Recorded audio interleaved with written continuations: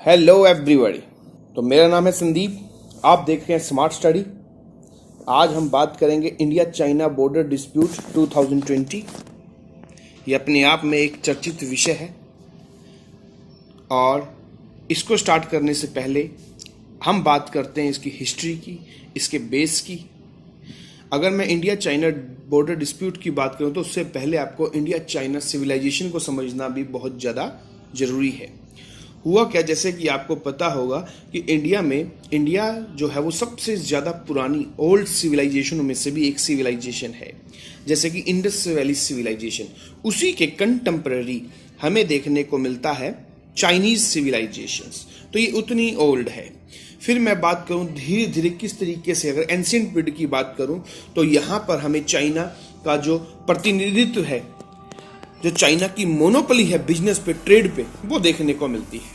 वो है silk route. लेकिन सिल्क रूट का रास्ता भी एक कश्मीर से होके गुजरता था, तो अपने आप में इंडिया भी बहुत ज़्यादा अहम था। और मैं इंडिया की बात करूं तो आपको पता होगा इंडस वैली सिविलाइजेशन के दौरान पूरे वर्ल्ड में सबसे ज़्यादा जो मोनोपोली है वो हमारे इंडस वैली ही देखने को मिलती है। वाई, क्यों ऐसा हमें तो देखने को मिलता है क्योंकि सबसे ज़्यादा अगर मैं बात करूं ट्रेडिंग सरप्लस की, वो हमेशा किसकी फेवर में रहता था? इंडस वैली सिविलाइजेशन की फेवर में रहता था वो।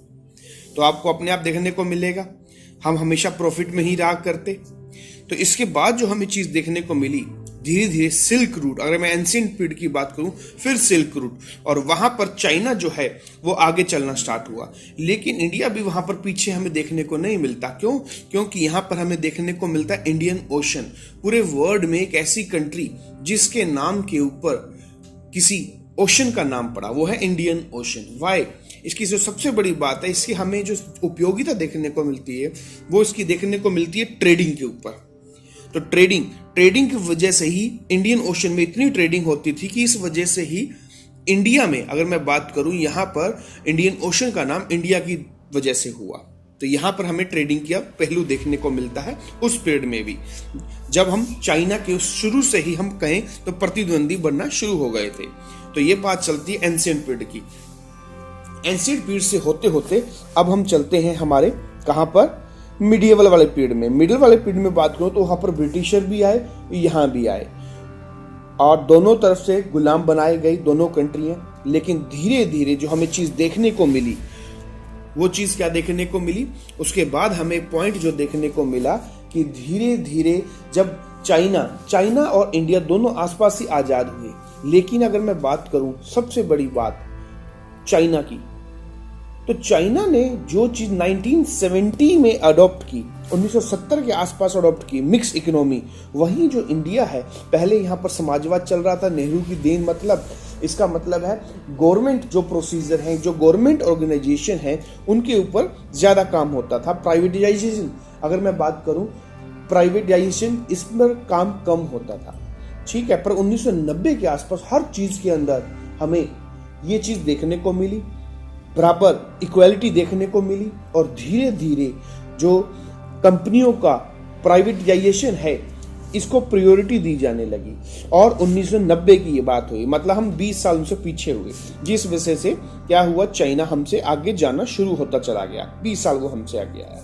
फिर बात आती है कि कितना कुछ बदला इन 20 सालों में। लेकिन मैं उससे पहले चाइना की भी बात बता दूं कि चाइना सिविलाइजेशन कोई आम सिविलाइजेशन में से सिविलाइजेशन नहीं है, बल्कि बहुत ज्यादा, जिस तरीके से इंडिया में जीरो की खोज हुई, इंडिया में अगर मैं बात कहूं, जब इंडिया में इब्न बतूता है, मेगास्थनीज है, ये जब इंडिया में आए तो ये बोलते थे पूरे वर्ल्ड का जो सोना है, जिसे हम क्या बोलते हैं, बुलियन हम बोलते थे, ठीक है। तो पूरे वर्ल्ड का जो सोना है वो किस तरीके से इंडिया में ही ट्रेड के थ्रू आ जाता है अपने आप, ठीक है। हर जगह पाइपें लगी हुई हैं, उनका ऐसा मानना, जिस तरीके से सारा पानी जो है वो ओशन में गिर जाता है, चाहे नदियां हो चाहे नाले हों, उस तरीके से ठीक वैसे ही पूरे वर्ल्ड का जो सोना है थ्रू ट्रेडिंग वो इंडिया में ही आ जाता है। तो इंडिया की इतनी वैल्यू थी उस जमाने में। लेकिन धीरे धीरे अगर मैं बात करूं तो ये कंट्रियां अपने आप में बड़ी ही हैं। जैसे अगर मैं बात करूं पूरे वर्ल्ड में सबसे बड़ी जो कंट्री अकॉर्डिंग टू एरिया आते होते हैं रशिया, फिर आता है हमारे पास कनाडा, फिर चाइना, 3rd नंबर पे चाइना अगर यहां पर मैं बात करूं, और 7th नंबर पे अकॉर्डिंग टू एरिया आता है इंडिया। तो ये अपने आप में एक एरिया वाइज भी मैं कहूं तो चाइना हमसे ज्यादा जिसके पास एरिया है, और इंडिया 7 नंबर पे आता है। लेकिन उसके बाद जो हमने आपको बताया कि 1970 के आसपास वहां पर जो है मिक्स्ड इकोनॉमी अडॉप्ट कर ली गई, लेकिन वही चीज यहां पर 1990 के दशक में हुई। और चाइना की जो सबसे बड़ी खास बात है वो ये कि चाइना जो है वहीं पर हमें मैक्सिमम चीजें देखने को मिली, जैसे कि पूरे वर्ल्ड में सबसे पहले जो रिटर्न में एग्जाम लिया जाने लगा फॉर गवर्नमेंट जॉब, वो भी चाइना में लिया जाने लगा। सबसे पहले जो कंपास है, कंपास की जो खोज हुई वो कहां पर हुई? चाइना। पाल वाली नाव, उसकी खोज सबसे पहले कहां हुई? वो भी चाइना। अगर मैं बात करूं यहां पर गन पाउडर जिसे हम बोलते हैं बारूद, उसकी खोज सबसे पहले कहां हुई? वो भी चाइना। सबसे पहले काइट की बात करूं, पतंग की बात करूं, तो उसकी खोज सबसे पहले कहां हुई? चाइना। ठीक है, तो यहां पर हमें क्या चीज देखने को मिलती? मैक्सिमम जो चीजें हैं वो यहां पर चाइना में ही देखने को मिल रही हैं। तो ये अपने आप में एक बहुत बड़ी बात है। ठीक है, इंडिया में भी हो रही थी, लेकिन इंडिया का जो मीडिएवल टाइम पीरियड है यहाँ पर डेवलपमेंट रुका अंग्रेजों के थ्रू, क्योंकि धीरे धीरे इंडियंस को दबाया गया। जो बुक्स थी, अगर मैं बात करूं इंडिया में, इंडिया का जो कल्चर है वो भी बहुत ज्यादा रिच माना जाता है। लेकिन नालंदा यूनिवर्सिटी की बात करूं या फिर मुगल जब आए तब बात करूं, तो हमारी जो ये डेवलपमेंट है बीच में हल्की सी रुकी। फिर बात चलते हैं आगे की, लेकिन धीरे धीरे ये कंट्रियां बहुत बड़ी हैं। और बफर स्टेट की बात करूं, यहाँ पर बफर जोन जो बीच में हम नेपाल वाला इलाका देखते हैं, 2 बड़ी इकोनॉमी के जो बीच में जो इलाका पड़ता है छोटा, उसको हम बफर स्टेट बोल देते हैं, मान लीजिए। तो जो नेपाल है, चलो इसकी बात बाद में आएंगे, लेकिन मैं आपको बता देता हूं कि दोनों ही इकोनॉमी अपने आप में पल बढ़ रही थी। लेकिन धीरे धीरे अगर मैं बात करूं यहाँ पर इंडिया चाइना हमें डिस्प्यूट होता हुआ देखने को मिला। अगर मैं बात करूं सबसे पहले यहाँ, तो इंडिया और पाकिस्तान, इन दोनों के बीच में हमें क्या देखने को मिलता है? इन दोनों के बीच में हमें देखने को मिलता है LOC, जिसे बोलते हैं लाइन ऑफ कंट्रोल। लेकिन इंडिया और चाइना के बीच में हमें क्या देखने को मिलता है? यहां पर देखने को मिलता है LAC, लाइन एक्चुअल कंट्रोल, क्योंकि यहां पर अच्छे तरीके से निर्धारण नहीं किया गया। तो सबसे बड़ी कमी यहां पर हमें लूप होल जो है देखने को मिलता है, जिससे जो चाइनीज हैं वो इंडिया में आ जाते हैं, इंडिया के बॉर्डर पर, और जो इंडियन सोल्जर हैं वो कभी कभार चाइनीज बॉर्डर पर चले जाते हैं। तो यहां पर हमें ये चीज देखने को मिलती है, तभी इसका नाम है लाइन एक्चुअल कंट्रोल, क्योंकि यहां सीमा जो बॉर्डर है उसका सही तरीके से निर्धारण नहीं किया गया है। तो अब डिस्प्यूट की बात चलती है यहां पर कि दोनों के बीच में हमें डिस्प्यूट क्या देखने को मिला?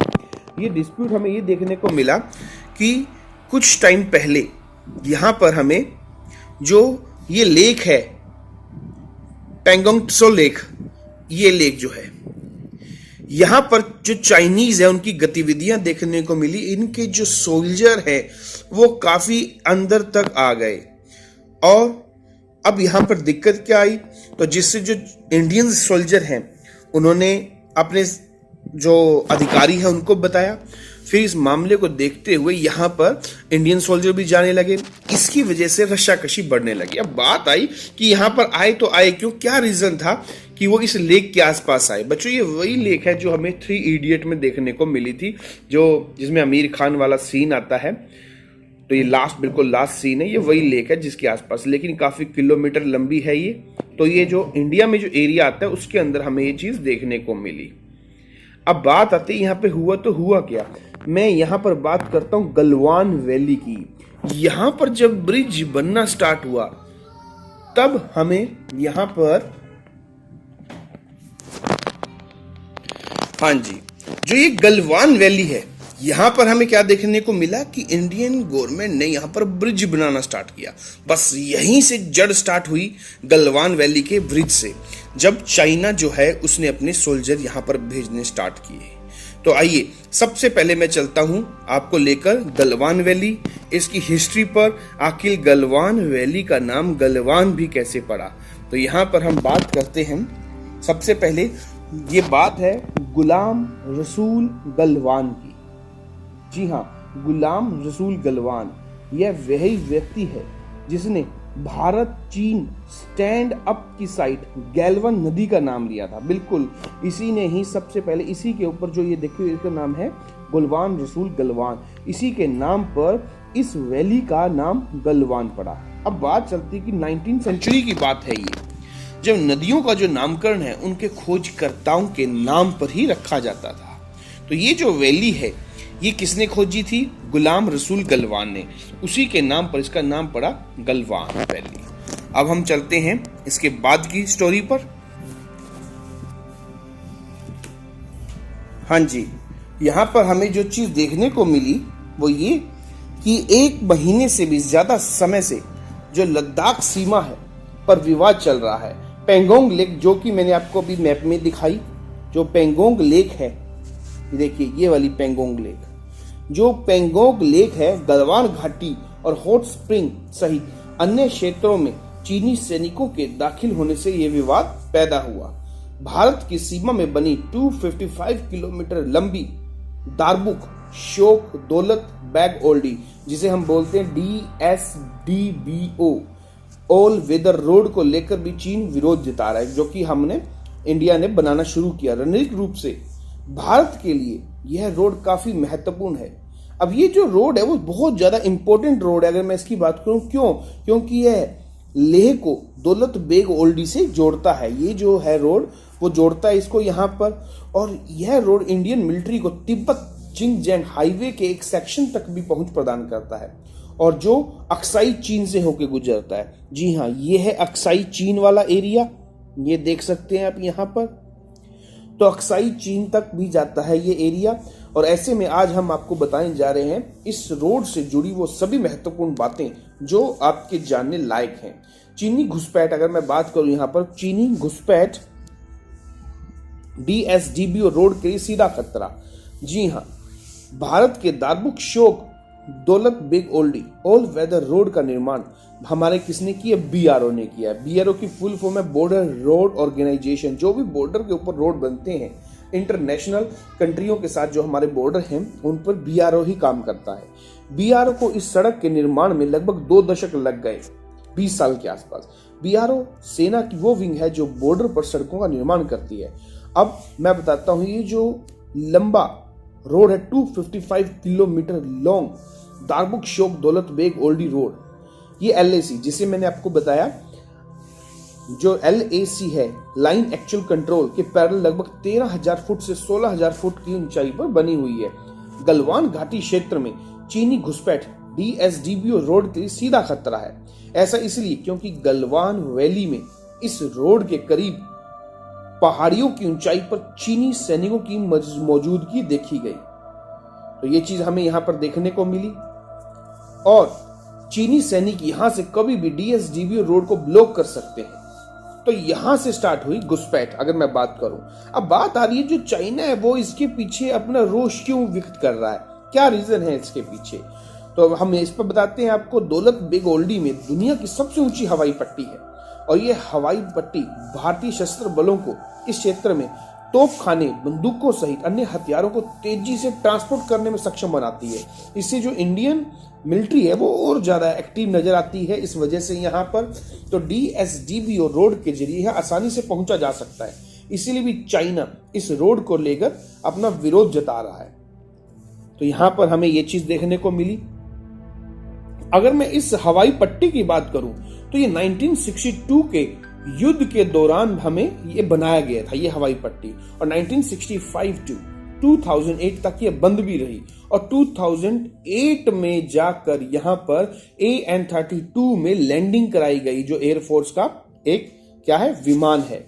अगस्त 2013 में इंडियन एयरफोर्स ने लॉकहीड मार्टिन जो एयरक्राफ्ट है उसको यहां उतारकर इतिहास रच दिया। तो अब ये चीज हमें यहां पर देखने को मिली, जिसके बाद सीधा चाइना ने इंडिया की तरफ उंगली उठाई और अपने सोल्जर यहां रखने स्टार्ट कर दिए। तो 1 महीने से बीच समय में जो हमें ये विवाद चलता हुआ देखने को मिला, तो ये चाइना जो है उसके लिए सीधा खतरा उन्होंने बताया कि भैया ये तो हमारे लिए खतरा है। तो ये था यहां पर जो चीज हमें देखने को मिली। अब बात आ रही है इसके ऊपर बातचीत के ऊपर। तो इस विवाद को सुलझाने के लिए 6 जून, जी हाँ, ये जो 6 जून अभी गई है, दोनों देशों के बीच लेफ्टिनेंट जनरल लेवल की बातचीत लाइन ऑफ एक्चुअल कंट्रोल के पास चुशुल मोल्डो एक जगह है वहां पर हुई।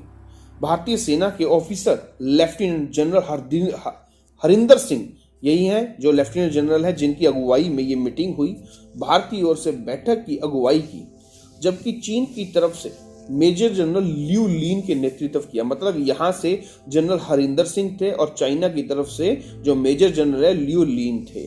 तो दोनों देशों के कमांडरों ने यहाँ पर अपने मुद्दों पर चर्चा की और इसके बाद गलवान वैली और हॉट स्प्रिंग जो एरिया है यहाँ पर अपनी सेनाओं को करीब 2 किलोमीटर तक पीछे हटने को सहमत हो गए।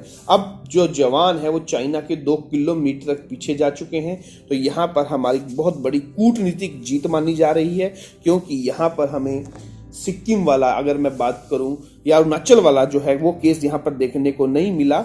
ऊपर से जो चाइना है वो दोहरा दबाव झेल रहा है। पहला तो कोरोना के कारण, क्योंकि कोरोना के कारण पूरे वर्ल्ड में उसकी जो है वो बहुत ज्यादा बेइज्जती हुई है, वो अपने सभी कंट्रियों ने उसको घेर लिया है। उसके बाद अब वो यहीं पर जो गलवान वैली वाला एरिया है यहाँ पर फिर से अगर वो घुसपैठ करने की सोचते हैं तो पूरा जो अगर मैं बात करूं अंतरराष्ट्रीय स्तर पर उसको फिर से अवहेलना झेलनी पड़ेगी। तो यही वो रीजन है जो अभी अब आपको देखने को मिला। अब धीरे धीरे सोल्जर जो है उन्होंने 2 किलोमीटर तक पीछे कर लिए हैं। ये बिल्कुल ये है करंट सिनेरियो। अब देखिए आगे क्या होता है। तो ये था बच्चों, आपको कोई भी डाउट तो जरूर कमेंट कीजिएगा और प्लीज सब्सक्राइब कीजिएगा और मिलते हैं हम अपने नेक्स्ट वीडियो में।